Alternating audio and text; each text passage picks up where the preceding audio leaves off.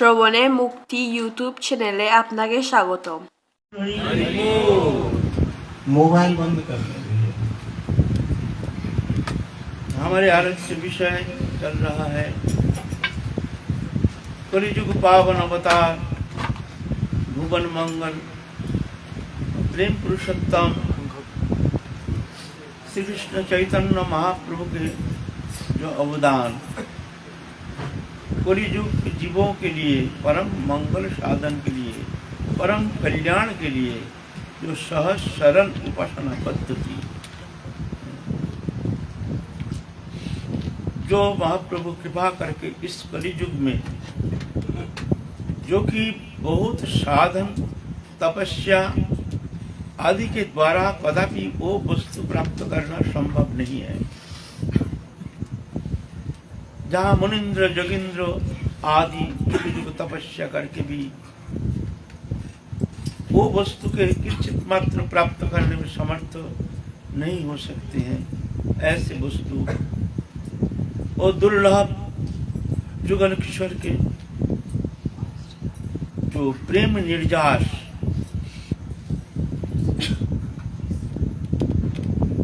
वो प्रेम जगत में वितरण करने के लिए जो कि कलियुगी जी अल्पायु मंदबुद्धि मंदभाग्या बहुत ही दुर्दशा वस्तु कलियुगी जी हर प्रकार साधन से लायक नहीं है, बहिर्मुख।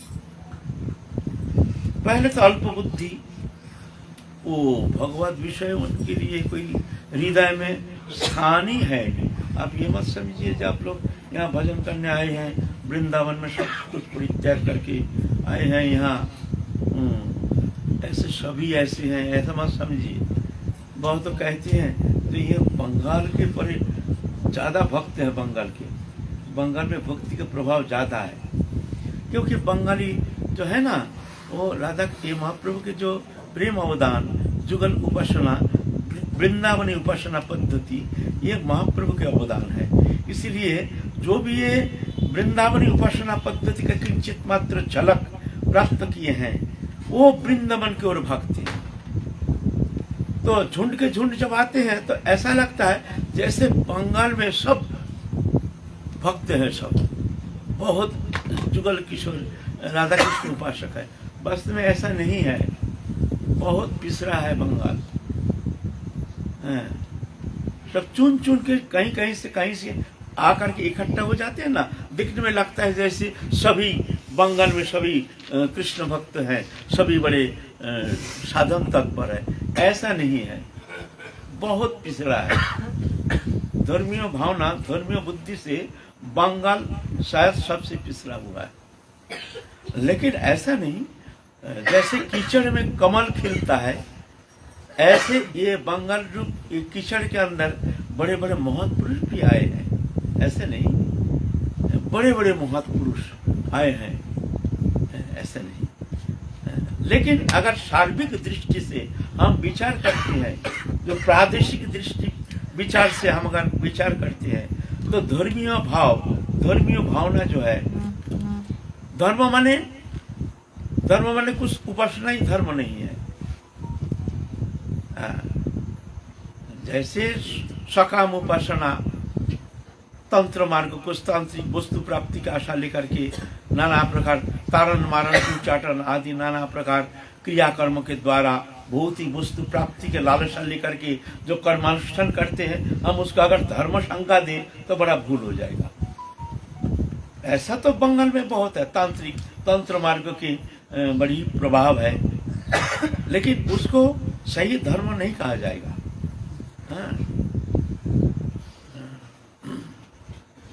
गीता में कहे हैं जानती देवव्रता देवान पितृण जानती पितृव्रता भूतानि जानती भूत जानती मज्जा जीव नो विमंग। ये 4 प्रकार उपासना का बात गीता कहते हैं। जानती देवव्रता, जो देवलोक की उपासना करते हैं वो देवलोक प्राप्त करते हैं, देवलोक जाते हैं। पितृण जानती पितृव्रता, जो पितृलोक के उपासना करते हैं वो पितृलोक जाते हैं। और भूतानि जानती भूतेच्छा, जो भूत लोग की उपासना करते हैं, भूत प्रेत आदि ये सब तंत्र मंत्रों उच्चाटन आदि ये भूत होते हैं मर के, ये भूत लोग जाता है। और मज्जाजीनो अभिमान, जो मेरा उपासना करते हैं वो मेरे को प्राप्त करते हैं। तीसरा 4 प्रकार उपासना जानती है। दिव्यव्रता, ये सात्विक उपासना, स्वर्ग जाते हैं मंगलमय कार्य अनुष्ठान करके समाज सेवा, मंगल के लिए सामाजिक मंगल साधन इत्यादि शुभ कार्य करते हैं, जो शुभ कामना लेकर के वो मृत्यु के बाद स्वर्ग लोग जाते हैं। तो यह है सात्विक उपासना। पितृ जानते, पितृव्रत, जो पितृलोक की उपासना श्राद्ध कर्म आदि इसमें तत्पर रहते, यह राजस्विक कर्म है। ये मरने के बाद पितृलोक जाते हैं। और भूतानी जानती, भूतेज्जा, जो भूत प्रेत ये सब उपासना करते हैं, इसके द्वारा बहुत तंत्र मंत्र साधन करके बहुत भौतिक वस्तु, जो दुर्लभ वस्तु भी भौतिक पदार्थ बहुत सहज सुलभ वो प्राप्त करने में समर्थ हो जाता है। भूत प्रेत के द्वारा भौतिक क्रिया, भूत के द्वारा कर्म कराते हैं, भूत को वशीभूत कर लेते हैं अपने, और भूत के द्वारा कर्म कराते, नौकर बना करके। ऐसे भूत सिद्धि, प्रेत सिद्धि, वितान सिद्धि, ये सब सिद्धियाँ, ये सब बहुत बंगाल में बहुत ये सब उपासना के बहुत प्रचलन है। तो ये वास्तविक ये धर्म नहीं है। मत जाजीनो हो विमान, जो मेरा भजन करते हैं वो मेरे को प्राप्त कर, यह निर्गुण उपासना है ना। ये निर्गुण उपासना ही सही धर्म है ना। तो बंगाल में देखने में आता है, जैसे बंगाली बहुत आते हैं तो चुन चुन के एक एक स्थान से कहीं कहीं इकट्ठा हो जाते हैं ना, तो देखने में लगता है सब बंगाली, सब बांग्ला बहुत भजन करते हैं। रास्ते में बड़ा मजाक उड़ाते हैं साधु संतों का, बंगाल में ट्रेन में, है ना, गाली गलौज करते हैं। एक बार इधर जा रहे थे, बहुत गाली दे रहे थे हमको देख करके, भद्दा गाली दे रहे थे। ऐसा बंगाल साधु संतों को, अरे बड़ा एक दिन हम एक पूछने गए जो फलाना बस कहाँ से कहाँ जाएगी, वो ऐसे मुंह घुमान हमारे तरफ देखा ही नहीं।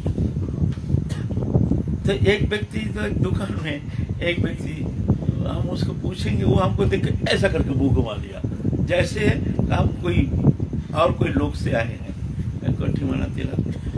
तो हमने बोला डर जाओ, मैं देखता हूँ। क्या करके हम बड़े बिना, भैया जी नमस्कार, पान वाला है, आप कृपा करके कहेंगे क्या ये कौन बस अभी इस पकड़ कर हम वहाँ जा सकते हैं। तो उसको तो जीवन में तो कोई आदर करके हाथ जोड़ के कभी पान वाला है एक पान लगा तो हमारे ये व्यवहार देख करके वो एकदम भूल गया, उठ के आ गया, आइए आपको मैं दिखा देता हूँ। ये बस पकड़ के, तो ऐसे बात है बंगाल है ना। तो यह है बंगाल के दशा है ना। तो यहाँ पर भी जो आते हैं सब, ये मत सोचिए जो हमारे भारत खंड में सब ऐसे बहुत उपासना के बहुत प्रभाव है। अभी बहुत दयनीय स्थिति में गुजर रहा है हमारे सनातन धर्म, बहुत दयनीय स्थिति है, बहुत दयनीय स्थिति है। सब आते हैं चुन चुन के, कहीं कहीं कोई प्रदेश से कहीं से आते हैं वृंदावन में, जिसकी प्रति भगवत कृपा हो गई है, जो यहाँ आते हैं देखते हैं जैसे हमारे वैष्णव धर्म का बहुत प्रचार प्रभाव है। ऐसा नहीं है, जाइए ना दिल्ली बम्बई और कहीं जाइए ना, रास्ते में तिलकधारी आप देखेंगे नहीं, है ना। वैसे निर्विशेष दृष्टिकोण से अगर देखा जाए तो 500 वर्ष के अंतर्गत जब से महाप्रभु चैतन्य महाप्रभु का अवतरण हुआ है, तब से लेकर आज तक जितना हम प्रादेशिक दृष्टिकोण से और भेदभाव की दृष्टि से ना देख करके सार्वजनिक तौर पर हम बोल रहे हैं, निर्विशेष रूप से देखा जाए तो बंगाल के जितने महापुरुष हुए हैं, बंगाल से जो शुद्धा भक्ति पा करके जो सिद्ध कोटि के महात्मा हुए हैं और जो बंगाल की धरती में जो हुए हैं, हमें लगता है कि 80% मात्रा बंगाल की ही ना महापुरुष जो है वो तो बंगाल में ये तो प्रसिद्ध है। भारत में जितने बड़े बड़े ईश्वर कोटि के अवतार पुरुष आविर्भूत हुए हैं उसमें बंगाल शीर्ष स्थानीय है बंगाल में। लेकिन धार्मिक दृष्टिकोण से विचार किया जाए तो धर्मीय प्रभाव बंगाल में बहुत कम है। कुछ उपासना है ऐसे तंत्र मंत्र ये सब साधना, ये सब देवी उपासना, ये सब प्राधान्य ये तो देखने में आता है। लेकिन शुद्धा भक्ति ये बंगाल में अभी नवद्वीप में महाप्रभु की कृपा से वहाँ कुछ स्थान पर कुछ प्रभाव देख करके हम ये पूरा बंगाल का विचार नहीं कर सकते, है ना। तो बंगाल अभी धर्मीय दृष्टिकोण से बहुत पिछड़ा हुआ है। हमने सब प्रदेश लगभग घूमे हैं भारत के। हमको तो लगा जो गुजरात सबसे आगे है धर्मीय दृष्टिकोण से। गुजरात, राजस्थान, फिर यूपी धर्मीय दृष्टिकोण से आगे है। लेकिन अभी तो धीरे धीरे ऐसे सामाजिक प्रभाव, पाश्चात्य सभ्यता के जो विकास, उसके जो प्रभाव, तत्सहित हमारे राजनैतिक नेताओं का जो इसके प्रति जो अनादर बुद्धि धर्मियों हमारी जो रुचि है, हमारी शिक्षा पद्धति है, उस पर राजनेताओं के जो विरूप मनोभाव, सब कुल मिला के ये हमारे लिए एक अशुभ संकेत दिखने में आ रहा है। ये आगे ना जाने क्या होगा। तो कुछ भी हो, कहने का मतलब है हम जहाँ शुरू किए हैं, कहने का मतलब है ऐसे ही तो कलिजुग जी पर मंद बुद्धि अल्पभाग्या, मंद बुद्धि मंद भाग्या, जुपद्रुता, ऐसे नाना प्रकार दुर्दशाग्रस्त, अशेष विशेष दुर्दशाग्रस्त। पहले तो शरीर अपटु, इंद्रिय अपटु, नाना प्रकार व्याधिग्रस्त, खाना पीना शुद्धता है नहीं। अभी तो 25 साल उम्र में ही सब शरीर में 50 प्रकार व्याधि अनुप्रवेश करके उसको तो निष्क्रिय ऐसे कर दिया है। शरीर में ताकत नहीं, बल नहीं, क्या साधन तपस्या करेंगे, ऐसे है कलिजुगी जी। फिर मंद भाग्य, सत्संग नहीं है, भाग्य मंद है। कहीं सत्संग मिलता नहीं है, साधु संग मिलता नहीं है। भजन करेंगे ऐसा कोई घर में भी ऐसे कोई देखने में आता नहीं है। माता पिता ऐसे अपने कुटुंब परिवार के अंदर कहीं भजन, यार कोई भक्ति मार्ग में कोई आग्रही है, वो अलग बात है। लेकिन सार्वजनिक दृष्टिकोण से आप विचार करेंगे, घर घर में जाइए ना, कहाँ किस घर में भजन उपासना, अपने बच्चे को कैसे शिक्षा देते हैं, धर्मीय शिक्षा देते हैं। जैसे मुसलमान आदि जो देखो बच्चों को बचपन से उसको कट्टर मुसलमान बनाते हैं। हमारे हिंदू धर्म में ऐसा कोई पद्धति है ही नहीं। माता पिता ही जानते नहीं हिंदू धर्म संबंध में, उनके भीतर कोई आग्रह ही है नहीं, धर्म संबंधी उनके अंदर कोई रुचि है ही नहीं। तो क्या होगा, आगे चल के वो सेकुलरवादी बन जाता है। धर्म संबंध आदर बुद्धि नहीं, जानते नहीं, कुछ नहीं, वो बन जाता है सेकुलर। तो ये दुर्दशाग्रस्त हमारे सनातन धर्म में, हमारे सनातन धर्मी ज्यादातर दिखने में आ रहा है। मंद बुद्धि मंद भाग्य, साधु संग नहीं, सत्संग नहीं, कुछ नहीं, घर में शिक्षा नहीं, स्कूल में शिक्षा नहीं। फिर इंद्रिय अपटु, मन बुद्धि अपटु, नाना प्रकार व्याधिग्रस्त, अशिष्ट दुर्दशाग्रस्त, ऐसी स्थिति में क्या करेंगे। लेकिन बड़े मंगल व सूचना लेकर आए हैं इस कलियुग में हमारे कृष्ण चैतन्य महाप्रभु। ये हरिनाम संकीर्तन एक मंगलमय सूचना, ये देखो इस साधन के द्वारा तुम परम मंगल साधन करने में समर्थ हो सकते हो। ये वस्तु महाप्रभु लाए हैं, सिर्फ हरिनाम साधन के द्वारा सर्व प्रकार मंगल को प्राप्त करने में समर्थ हो सकते हैं। नाम ही थे सर्व पाप संसार नाशन, चित्त शुद्धि सर्वभक्ति साधन उत्तम, कृष्ण प्रमदगम प्रेमामृत आस्वादन, कृष्ण प्राप्ति शिवामृत समुद्र मज्जन। एक नाम से इतना कुछ प्राप्त हो सकता है। नाम से सर्व पाप प्रवृत्ति, हमारे भीतर से पाप प्रवृत्ति है, पाप संस्कार है ये नष्ट हो जाता है नाम से। संसार के प्रति आसक्ति ये नष्ट हो जाता है। सर्वभक्ति साधन उद्गम होता है। ध्यान धारणा स्वाभाविक, चित्त शुद्धि होने का कारण ध्यान धारणा स्वाभाविक होती है। फिर कृष्ण प्रेम उद्गम होता है उसके भीतर नाम साधना के द्वारा, है ना।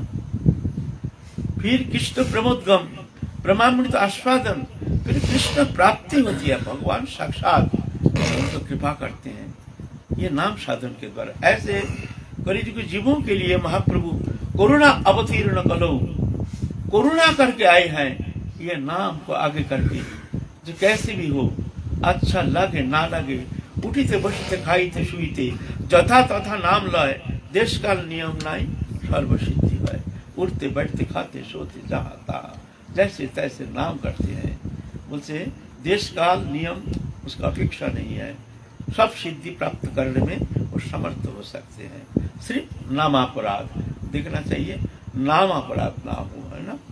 फिर ऐसा नहीं, नाम करते करते करते करते फिर जाके जब चित्त शुद्धि होती है तो धीरे धीरे धीरे धीरे उसको सब ज्ञान, उसकी विवेक जागृति होती है।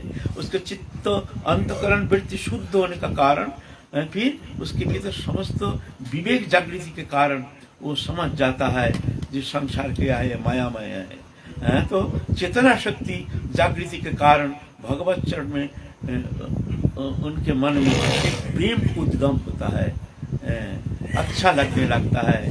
नाम करते करते नाम में रस आस्वादन करना शुरू हो जाता है। पहले आस्वादन होता नहीं, लेकिन पीछे जब चित्त शुद्धि होती है तो ऑटोमेटिकली नाम में एक अद्भुत आस्वादन, अद्भुत रस, नाम करते करते करते करते एक विवशता, वो जानते नहीं है अश्रुकंप पुलक शीत इत्यादि सब नाना प्रकार सात्विक जो भावना है, सात्विक विकार देखने में आता है। ऐसे नाम साधन के द्वारा अति सरल साधना नाम साधना। तो महाप्रभु के ये अवदान संबंध अभिदेय प्रयोजन। पहले संबंध साधन करने के लिए पहले संबंध बोध की जागृति बहुत जरूरी है। हम जो उपासना करते हैं, जिसकी उपासना करते हैं, उनके साथ हमारे संबंध क्या है, ये संबंध बोध को जगाना बहुत जरूरी है। जैसे राधा रानी, जैसे हमारे ठाकुर जी हमारे कृष्ण के उपासना करते हैं, राधा जी की उपासना, उनसे हमारा संबंध क्या है, ये संबंध बोध। फिर अभिदेय, कैसे प्राप्ति करने के लिए हमको क्या करना चाहिए, कौन सा उपाय अवलंबन करना चाहिए, इसको कहते हैं अभिदेय। पहले संबंध बोध, फिर अभिदेय, कैसे प्राप्त कर सकते हैं, वो भक्ति के द्वारा। तीसरा है प्रयोजन, किस लिए हम भजन करते हैं, किस लिए हम भजन करते हैं, नहीं प्रयोजन, क्या प्रयोजन ना, प्रेम प्रयोजन, प्रेम जुगल किशोर के प्रेम प्रयोजन। जुगल किशोर को प्राप्ति होने से ही वो तृप्ति नहीं, वो आनंद नहीं। जिस प्रेम प्राप्ति से भगवान वशीभूत हो जाते हैं, क्योंकि भगवान प्रेम रूप रज्जु में बंधे हुए हैं। प्रेम वश्यता, भगवान कहते हैं अहम भक्त पराधीनो असतंत्री बद्दी, जो मैं भक्त के अधीन हूँ, मेरा कोई स्वतंत्रता नहीं। ये स्वतंत्रता भगवान खो जाते हैं अपने भक्त के पास, भक्त के प्रेम में ऐसे डूब जाते हैं। भगवान अपने भगवत्ता बोल करके भक्त के पीछे पीछे अनुगमन करते हैं। इतना ही नहीं, भक्त जैसे कहते हैं ऐसा करते हैं, जैसे खिलाते हैं ऐसे खाते हैं, जैसे छोटा बच्चा जैसे माँ के पीछे पीछे चलता है, ऐसे भगवान। ये मैं नहीं कहता हूँ, यह हमारे शास्त्र कहते हैं, हमारे श्रीमद् भागवत पुराण आदि। अहं भक्त पराधीन हूँ अस्वतंत्री बद्दी, जो मेरा कोई स्वतंत्रता नहीं, मैं स्वतंत्रता खो जाता हूँ। इसीलिए भगवान कहते हैं अस्ते बमंग भगवान मुकुंदो मुक्ति ददाति स्मरण भक्ति जोगम। भगवान मुकुंदो मुक्ति दे देते हैं, लेकिन वो भक्ति जो वो प्रेम लक्षणा भक्ति वो देते नहीं माने उतना साहस नहीं। क्यों? बोलता है वो प्रेम देने से मैं फट जाता हूँ। भक्त हमको इस तरह से बांध लेते हैं, उनके प्रेम में मैं सब भूल जाता हूँ, है ना। इसीलिए वो प्रेम भगवान बहुत जल्दी देते नहीं है। वो प्रेम ददाति मुक्ति ददाति स्करिषित स्मना भक्ति जोगम, श्रीमद् भागवत कहती है। और वो प्रेम महाप्रभु कलियुग के जीवों के लिए अति सरल अति सहज वो प्रेम प्रदान करने के लिए अवतीर्ण हुए हैं। करुणा अवतीर्ण करो, चिंता करो। भागवत कहते हैं हम वो प्रेम ऐसे जीव को देते नहीं है, वो बहुत सुदुर्लभ। मुक्ति तो मिल जाती है लेकिन वो प्रेम मिलना बहुत सुदुर्लभ। क्यों? भगवान कहते हैं वो मेरा ये तो दुर्बलता, भक्त के प्रेम में मैं फंस जाता हूँ, मैं अपना भगवत्ता भूल जाता हूँ। भक्त जैसे नाचाते हैं मैं ऐसा नाचता हूँ, भक्त जैसा कहते हैं मैं ऐसा करता हूँ। मैं अपनी स्वतंत्रता भूल करके भक्त के पीछे पीछे अनुगमन करता हूँ, ये मेरे स्वभाव है। इसलिए मैं मुक्ति तो दे देता हूँ लेकिन मैं वो भक्ति जो मैं देता नहीं हूँ, माने उतना सहज सुदुर्लभ। चिंता करो। और वो वस्तु हमारे महाप्रभु वो भगवान, वही भगवान राधा कृष्ण जुगल मिलित दोनों, राधा कृष्ण दोनों मिलकर रसराज महाभाव दोनों एक होकर के महाप्रभु कृष्ण चैतन्य रूप में आकर के वो प्रेम सहज लुटा दिए हैं, जहां तहां वितरण किए हैं। वो प्रेम जो सुदुर्लभ प्रेम वो प्रेम महाप्रभु प्रदान करने के लिए आए हैं। तो उनकी करुणा के कोई अंत है? करुणा अवतीर्ण करो, करुणा करके अवतीर्ण हुए इस कलियुग में। और समर्पय उन्नत उज्जवल रस, वही उन्नत उज्जवल रस, वही उन्नत उज्जवल रस प्रेम मधुरिमा,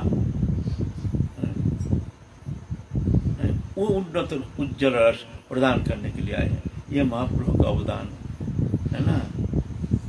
इसलिए शुद्धि जन जो परम मंगलकामी जो सही मानव जीवन के जो प्रधान उद्देश्य भगवत उपासना ही प्रधान उद्देश्य लेकर के जिस संसार से मुक्त होने के लिए प्रयत्न करते हैं, ऐसे जो शुद्धि जन है वो ये नाम संकीर्तन को आगे करके अखंड नाम आश्रय करके हर स्थिति में नाम रटने का चेष्टा, ये साधन प्रक्रिया के द्वारा बहुत सहज ही वो परम मंगल साधन करने में, वो प्रेम प्राप्ति करने में वो बहुत सहज सुगम मार्ग अवलंबन करके वो पहुंच जाएगा वो प्रेम स्थिति में।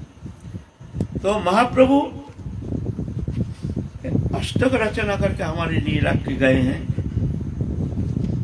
जो वो प्रेम प्राप्ति के लिए साधक के भीतर कैसी स्थिति होनी चाहिए, उनकी भावना कैसी होनी चाहिए।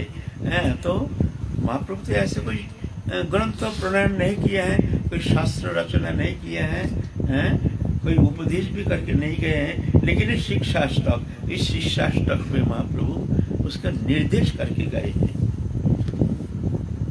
यहाँ 6 नंबर हम लोग 5 नंबर श्लोक तक आस्वादन किए हैं। क्या कह रहे हैं? नयनं गदगश्रु धारया वदनं गदगद रुद्धया गिरा पुलकैर्निश्चितं वपु कदा तब नाम ग्रहणे भविष्यति। कहते हैं हे प्रभु, नाम तो करते हैं लेकिन एक जीव भाव लेकर के महाप्रभु ये प्रार्थना कर रहे हैं। खैर है तो प्रेम पुरुषोत्तम, वो तो प्रेम स्वरूप है, राधा कृष्ण जुगल मिलित तनु, लेकिन एक जीव भाव लेकर के प्रार्थना हमारे सामने रख रहे हैं। देखो तुम्हारे भीतर भी ऐसे प्रार्थना होनी चाहिए, ऐसी चेष्टा होनी चाहिए, तो जाके तुम जाकर के वो प्रेम प्राप्त करने में समर्थ हो सकते हो, है ना।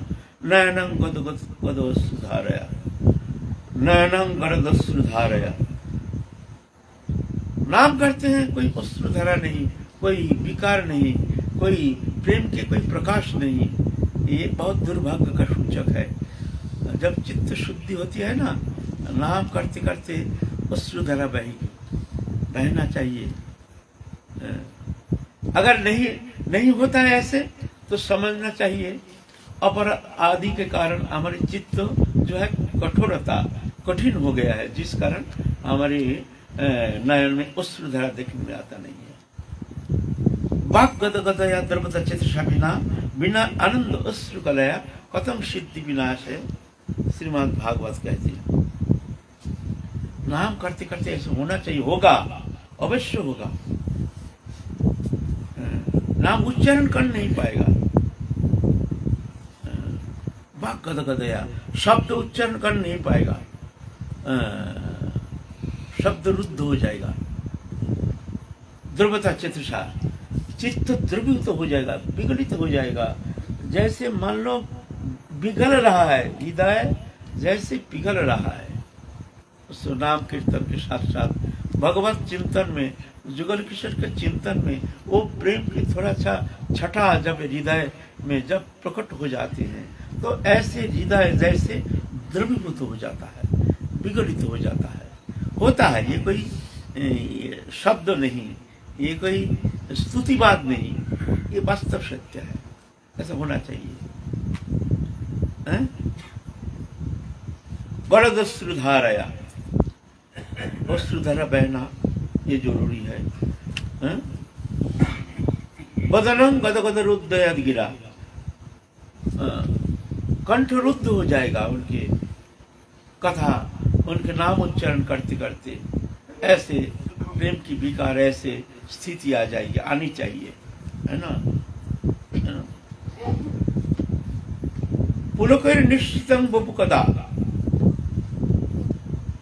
शरीर जो ना रोमांचित हो जाएगा। ये जो लोमकूप है ना, ये एकदम कांटा जैसे, एकदम कंठ का किरण जैसे, कांटा जैसे हो जाएगा। ऐसे होना चाहिए। अगर ऐसा नहीं होता है तो समझना चाहिए भजन तो कर रहे हैं लेकिन हम उस स्थिति में पहुंच नहीं पा रहे हैं। इसके लिए हमको कोई उपाय अवलंबन करना पड़ेगा।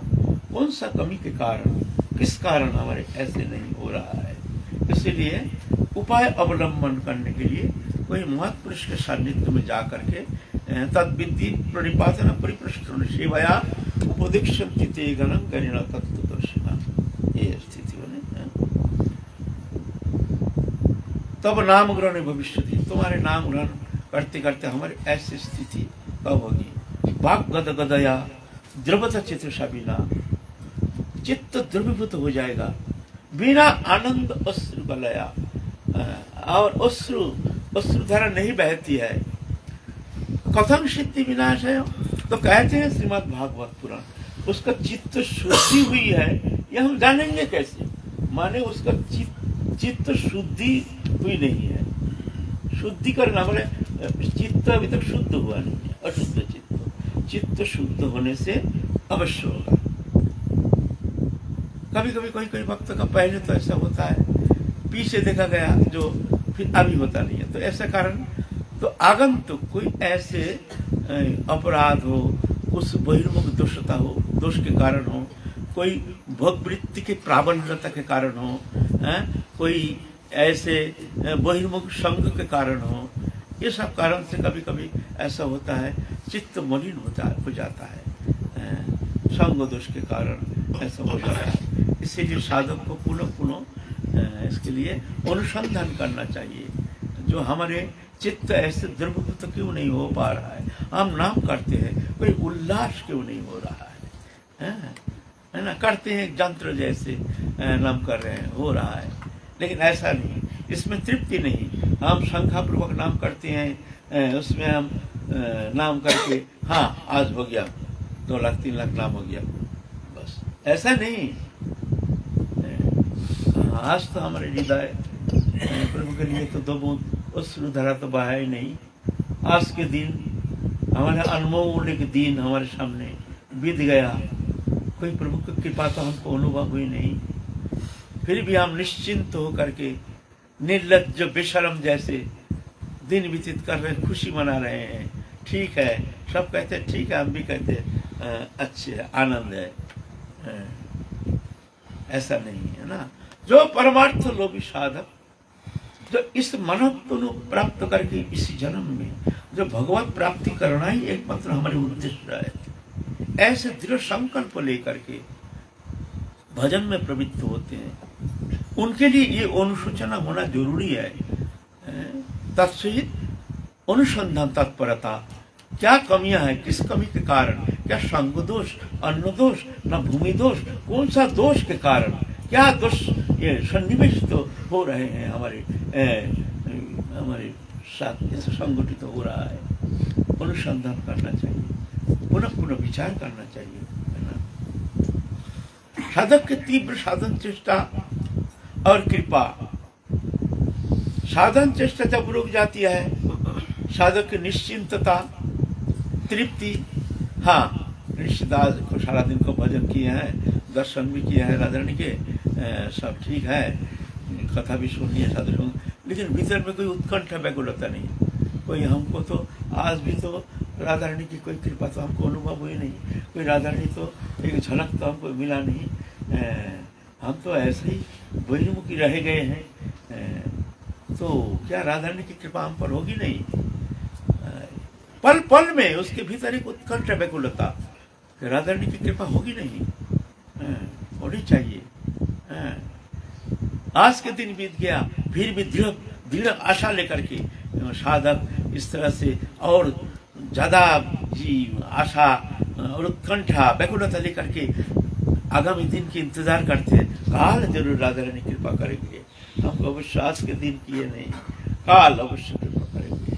आज के दिन तो बीत गया, अवश्य काल, फिर काल बीत गया और उत्कंठा व्याकुलता, आज के दिन भी बीत गया। सबरी मातंग ऋषि वो सबरी को दीक्षा दिए, दीक्षा देने से समस्त मुनि ऋषि आदि सब बहुत नाराज हो गए, क्यों? चंडालिनी थी, निज जाति को दीक्षा देना उस समय माना था, लेकिन उसको उत्कंठा व्याकुलता, ये आगे जन्म का कहानी है। इस सबरी पूर्व जन्म में रानी थी, राज रानी थी, बहुत उत्कंठा व्याकुलता, बहुत भक्तानी थी, लेकिन उनको भगवत साधु संग ये सत्संग यह मिलता नहीं था। ये इतना बाधा, राज रानी है ना, थोड़ी घर किसी छोड़ देंगे, कहीं चले जाए सत्संग में, साधु संग में, कहीं जगह रम जाए, कहीं ऐसा थोड़ी होता है।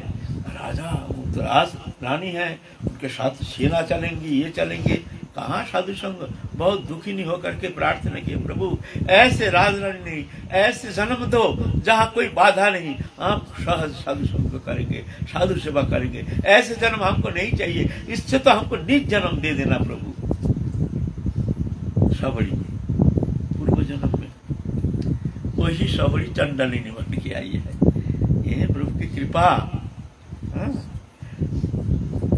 दीक्षा दे दिया अल्प उम्र, उस समय अल्प उम्र मातंग ऋषि दीक्षा दे करके अल्प दिन में शरीर त्याग के चले गए। जाने के पहले कह दिया, सबरी रामचंद्र आएंगे इस वन में, यहाँ तेरे को दर्शन मिल जाएगा, जा, मैं कह देता हूँ तेरे को रामचंद्र का दर्शन मिल जाएगा, जा, ये मंत्र जप करना। और चंडालिनी वो मन में ये तमन्ना लेकर के तो जन्म लिए हैं, साधु संग करेंगे, साधु सेवा करेंगे, लेकिन कोई साधु संग क्या पास झांकने नहीं देते। चल चल चल निकल, चल चल निकल यहाँ से। चंडालिनी कोई सेवा लेते नहीं है, तो क्या करते, छुप छुप करके सूखी लकड़ी लेकर के जा करके साधुओं का यज्ञ करते हैं ना, साधुओं का घर के पास रख के आ जाते हैं रात में, अंधकार में। वहाँ जंगल है, जंगल में पेड़ है, पेड़ खा करके कोई रकम दिन व्यतीत करते हैं। रामचंद्र आएंगे, ये आशा लेकर के जीवन धारण करती है। वहाँ तो एक स्रोतस्विनी नदी थी, पानी साधु के लिए बहुत जरूरी है, लेकिन उसमें नहाती है। नहाना देख करके साधु संत पर नाराज हो गए, ये हमारे जल अपवित्र हो गया, तो इसमें नहाना नहीं। तो नहीं नहाने का कारण वो भक्त है ना, भक्त अपराध के कारण वो तो खून जैसे हो गया, कीड़ा पड़ गया, बड़े बड़े परेशान हो गए, हाहाकार मच गया पानी के लिए। हे रामचंद्र कब तुम आओगे, कब हम लोग उनके पानी की इतना असुविधा, फिर यज्ञ भी नष्ट कर देते राक्षस लोग। उन्हीं लोग बहुत दुखी होकर के रामचंद्र जी के आगमन के इंतजार में बैठे हैं। इधर शबरी ऋषि ऐसे बालिका रोज सोचते हैं जो हमारे गुरुजी कहे जाए आ जाएंगे, तो आज नहीं या काल जरूर आएंगे, काम तो कुछ है नहीं। वो पेड़ पर मिलता वो खाना, और क्या करते हैं झाड़ू लगाते हैं, रामचंद्र आएंगे, राम चिंता क्या करते हैं, झाड़ू लगाते हैं, आज रामचंद्र काल आएंगे, तो उनके लिए कोमल कोमल पत्ता लेकर आसन बनाते हैं। रामचंद्र जी के लिए नहीं 7 और कोई जना सकते हैं, तो 2-3 आसन बनाते हैं। गर्मी के समय सोचते हैं ठंडा पानी चाहिए, तो ठंडा पानी लाते हैं, गड्ढा करके उसमें रखते हैं जाते शीतल जल पिएंगे। ऐसे फिर झाड़ू लगाते हैं, रास्ता इस रास्ते से आएंगे रामचंद्र जी, कंटक फंटक ना रहे ऐसे। सुबह से उठ करके समस्त चेष्टा राममय, रामचंद्र इस रास्ते में आएंगे, झाड़ू लगाते हैं, रामचंद्र जी बैठेंगे, आसन बनाते हैं, रामचंद्र जी पानी पिएंगे, उनके लिए ये चिंता। फिर जा करके रामचंद्र जी क्या खाएंगे, जो झूठा बैर जो मीठा लगता है सबसे सुंदर बैर उसको रख देते हैं, ये बहुत मीठा है, इसको रख दिए, रामचंद्र जाने से खिलाएंगे। झूठा है ये है, उसका ज्ञानी नहीं, जो बैर खाते खाते अरे बहुत सुंदर वो मीठा है, अरे इसको रख दे, ये वाला रामचंद्र दिखाए। ऐसे प्रतिदिन सुबह उठ करके बैठती है, ऐसे वही सब काम से समझ करके वही दरवाजे के पास ऐसा करके दिखती है, शायद आते होंगे, अभी आते होंगे, अभी नहीं, चलो सीताराम सीताराम सीताराम सीताराम सीताराम, बीच में देखते हैं रामचंद्र जी अभी आते होंगे, फिर थोड़ा चलते हैं, आगे चल के देखेंगे रामचंद्र जी आते होंगे, अच्छा अभी नहीं शाम को आएंगे, रात को राममय चेष्टा है ना। ऐसा करते करते फिर धीरे धीरे उनके अंतकरण शुद्धिकरण हो गई है। अश्रुकंपो राम चिंतन में अश्रुकंपो पुलक, और हर समय वही राममय दिखते हैं, है ना। परीक्षा करते हैं, जब रुचि स्तर में जब साधक जब आसक्ति स्तर में पहुंचते हैं ना, तब हर स्थिति में वो परीक्षा करते हैं।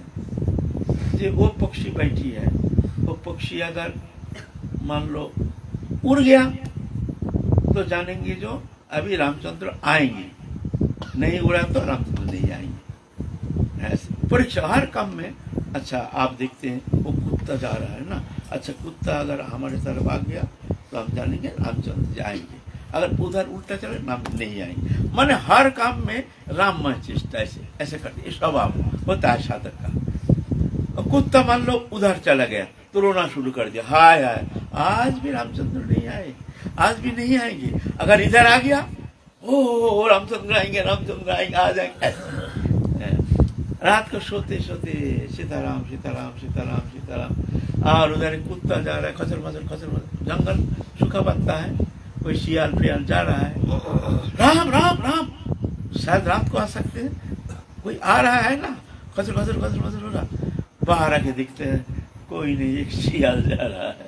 फिर रोना बैठे बैठे फुट के रोते हैं, राम आज भी तुम नहीं आए, आज भी हमारे दिन गए। अच्छा फिर मन को सांत्वना देते हैं, ठीक है आज के दिन गया, काल जरूर आएंगे। फिर काल भी ऐसे राममय चेष्टा जरूर आएंगे, आ जाएंगे। फिर रात को बैठे बैठे रोते को फुट के रोते हैं, फिर मन को समझाते हैं, अरे आज नहीं आया तो क्या हुआ, गुरुजी कहे गए काल आएंगे, काल जरूर आएंगे, तो क्यों रो रहा है। मन को खुद ही समझाते हैं, ये सो जाते हैं। ऐसे राममय चेष्टा हमारे भीतर क्या ऐसे चेष्टा है, चेष्टा तो दूर की बात है, क्या हमारे भीतर ऐसे किंचित व्याकुलता है, हमारे तो समय बीते जा रहा है, क्या हमारे भीतर इतना व्याकुलता के किंचित छाया हमको देखने में आता है, क्या हमको अभी तक ठाकुर जी मिले नहीं है, क्या हमारे अंदर ऐसे व्याकुलता ऐसे उत्कंठा के किंचित छटा देखने में आता है, क्या हम अभी तक निश्चित होकर निर्लज्ज बेशरम होकर के बड़े साधु संत कहलाते हैं, उसमें तृप्ति, उसमें एक मूर्धता, उसमें एक प्रशांति, जैसे हमको सब कुछ मिल गया है, हम बड़े साधु बन गए हैं। क्या ये तृप्तता, क्या ये हमारे लिए कोई मंगलप्रद है, ये कोई मंगलमय संकेत है। ऐसा होना चाहिए साधक को, ऐसे उत्कंठा होनी चाहिए।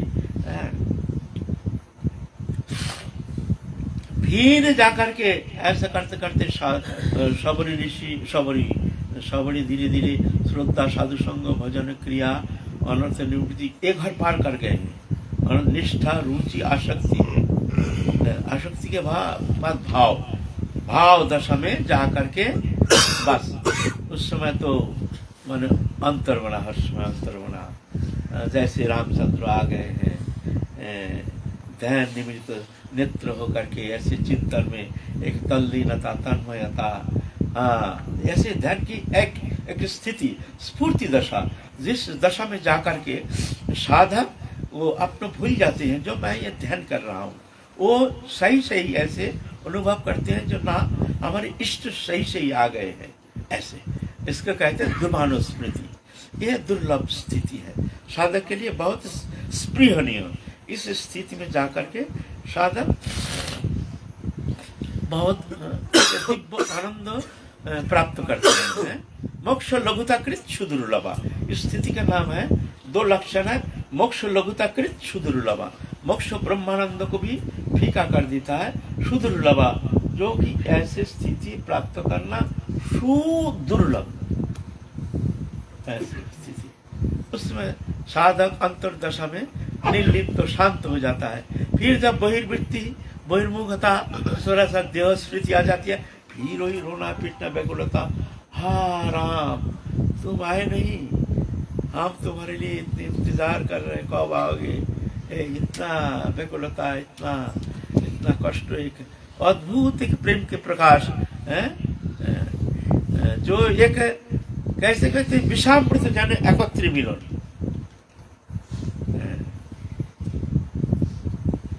बोलते जहर और अमृत दोनों के मिलन जैसे एक अद्भुत। इधर विरह दशा, उधर भीतर में एक आनंद के स्रोत। जागतिक कोई दृश्यमान विषय वस्तु, कोई भी ब्रह्मांड का कोई भी सुख समृद्धि के प्रति किंचित मात्र आसक्ति नहीं, कोई चाहने इच्छा नहीं, रुचि नहीं, और तत्सहित एक भगवत प्राप्ति की तीव्र उत्कंठा व्याकुलता। तो दोनों मिलाकर एक अद्भुत एक प्रेम की अद्भुत एक प्रकाश, इसको कहते हैं दुर्भानुस्मृति। ये स्थिति बहुत दुर्लभ है ना। तो जा करके सबरी तो अब प्रेम पर जाए पहुंच गए हैं, जहाँ जाके समाधिस्थ एकदम भगवत चिंतन तल्लीनता, जैसे साक्षात रामचंद्र आ गए हैं, आंख मूंद के देख रहे हैं, रामचंद्र आए हैं, बैठे हैं, उनके परिचर्या कर रहे हैं, उनको खिला रहे हैं, पिला रहे हैं। बड़े सुंदर राम, हम तुम्हारे लिए जन्म जन्म इंतजार कर रहे हैं, आज तुम आए हो। हे राम तुम आए हो, आज तुम आए हो। इतने लंबा इंतजार, इतना जीवन बीत गया, तुम आए हो, एक प्रशांति, लेकिन आए नहीं। ये ध्रुवानुस्मृति, ये स्थिति। फिर रामचंद्र आ गए, रामचंद्र आके फिर सबरी बोल के पुकारे। सबरी तो उस समय अंतर दशा में है। सबरी फिर सबरी, रामचंद्र की कृपा से उनको बहिर्भाव शरीर में थोड़ा सा चेतना आ गए। फिर मुंह मुड़ के देखते हैं, साक्षात रामचंद्र जी आए हैं। तब उस समय तो शब्द बंद हो गया, क्रिया बंद हो गई है। उस स्थिति में साधक निष्क्रिय हो जाता है, सिर्फ देखते रहते हैं। अनादिकाल के अनंत काल के ओ इंतजार के अवसान, अनंत काल के इंतजार के अवसान, चिर अवसान।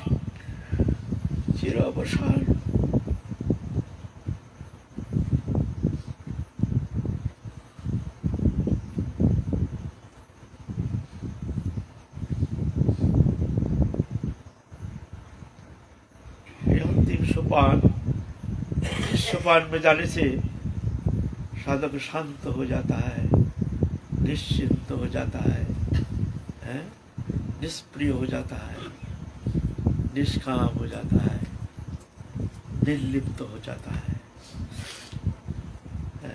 उस समय रामचंद्र कहते हैं सबरी सबरी हमको भूख लग गए, कुछ खाने दो। बोले खाने दो, क्या खाना? तो अब अंतर्दशा में है ना, क्या खिलाए क्या खिलाए? बोलते वो झोली में क्या रख, झोली में जब जब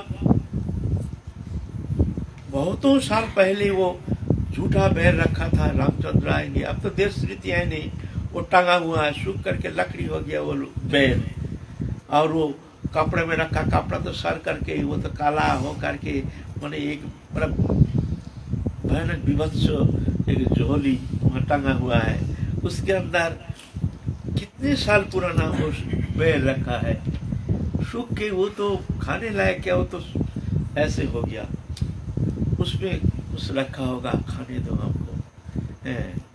रामचंद्र वो झोली उतारे, राम भक्त वत्सल भगवान ना, वो बैर लेकर के भगवान खाते हैं। और लक्ष्मण कहते लक्ष्मण पकड़ो, और लक्ष्मण देखते ये खाने लायक, भैया तो हमारे प्रेम भक्त वत्सल है, भैया खा लेंगे, भाई हम कैसे खाएं इसको, ये तो खाने लायक बताओ। भैया हमारे प्रेम बस प्रेम के बंधन में फंसी हुई है, प्रेम बस है, हम तो भाई ये कैसे खाएं? ले आओ लक्ष्मण पकड़ो अमृतमय वस्तु। लक्ष्मण क्या करेंगे? ऐसे करके फेंक दिया। और कहते हैं ऐसे, हमको पता नहीं, वो जाकर के गंधम आदम पर्वत में जाकर के वही जड़ी बूटी लक्ष्मण में शक्तिशील में वही बूटी बन के आया है, जो बूटी के द्वारा लक्ष्मण जीवित हो गए हैं, वही देख दिया ना, ऐसे कहते हैं। कितना सत्य है ये तो हमको पता नहीं है।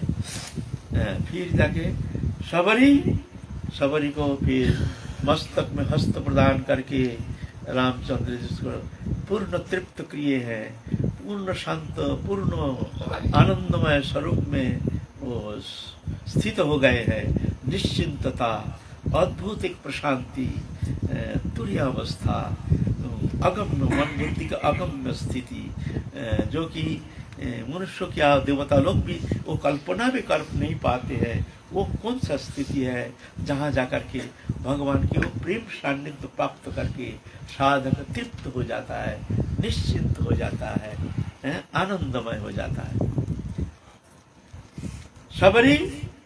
सबरी अब उधर क्या हुआ, रामचंद्र गए हैं मुनियों के पास, मुनि ऋषियों के पास, तो मुनि ऋषि बड़े आदर से रामचंद्र आदर किए हैं।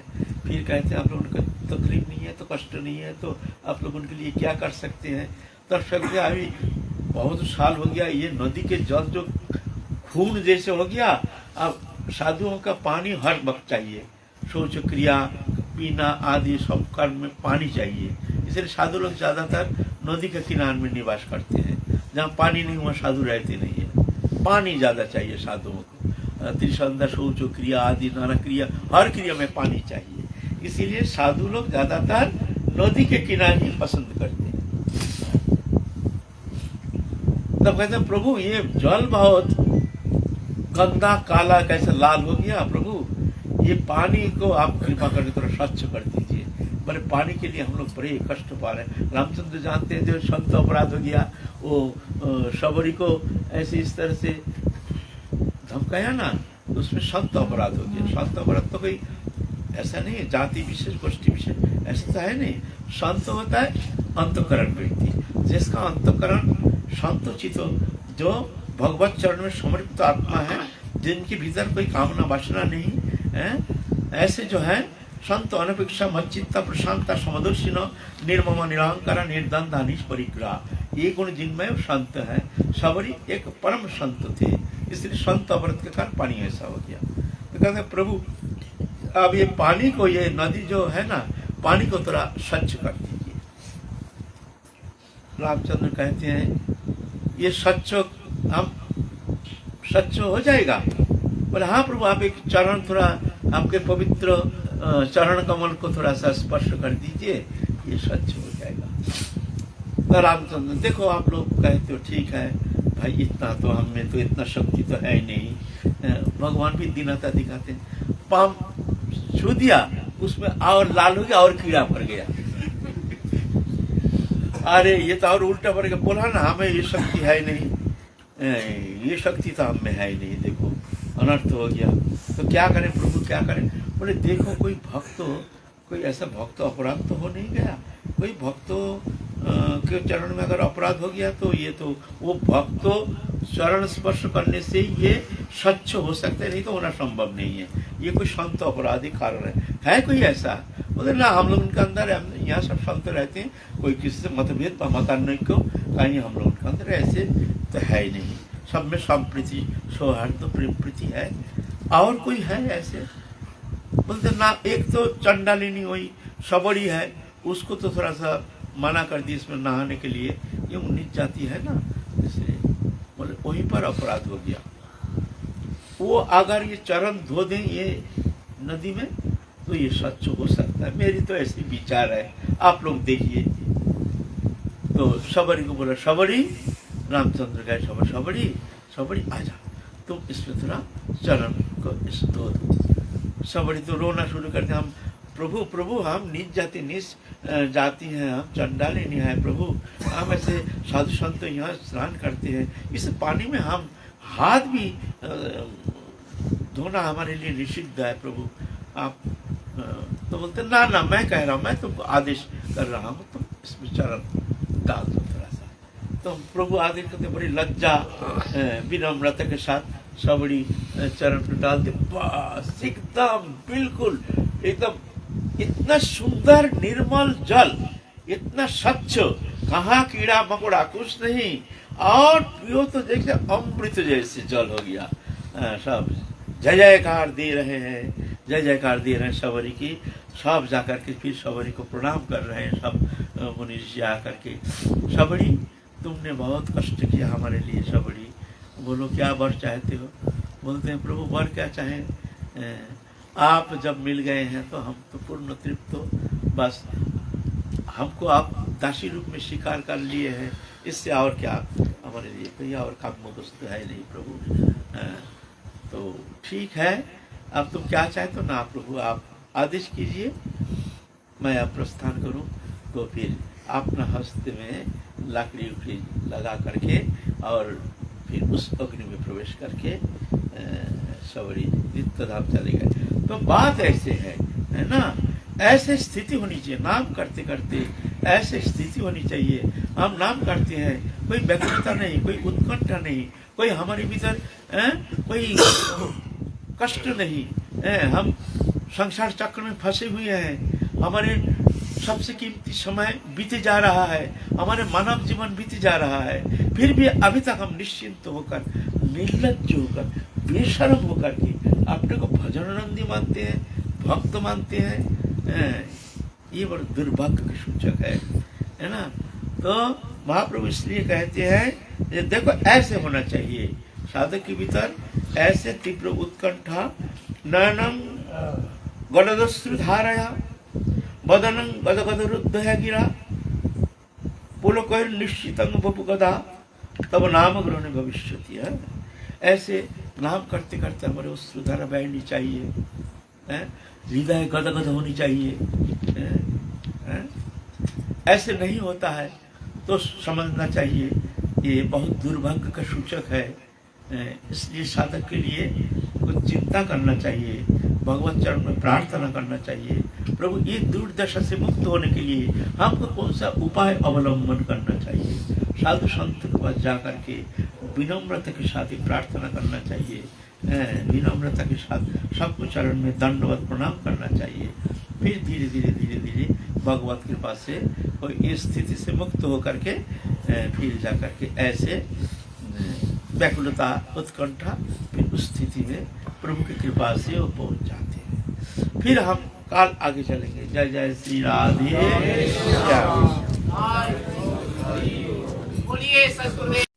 Subscribe to our YouTube channel. Thank you.